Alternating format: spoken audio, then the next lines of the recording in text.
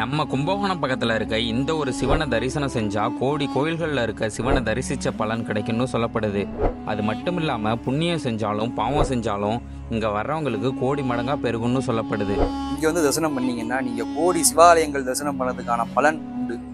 அதே போல் எப்பேற்பட்ட தோல் நோயாக இருந்தாலும் அதை வந்து இங்கே சுவாமி தீர்க்கிறார். இந்த ஸ்தலத்தில் வந்து சுவாமி கோடியாக காட்சி தர்றதுனால நீங்கள் என்ன பண்ணாலும் இங்கே கோடி மடங்காகும். இந்த பாவம் இங்கே புண்ணியம் பண்ணால் இங்கே கோடி மடங்காகும். இந்த கோவிலில் இருக்க மூலவர் பெயர் கோடீஸ்வரர், அம்பாள் பெயர் பந்தாடு நாயகி. சுவாமியுடைய திருமேனி மேலே வந்து பலாப்பழ முள்ளு மாதிரி நிறையா முள்கள்லாம் இருக்கும்.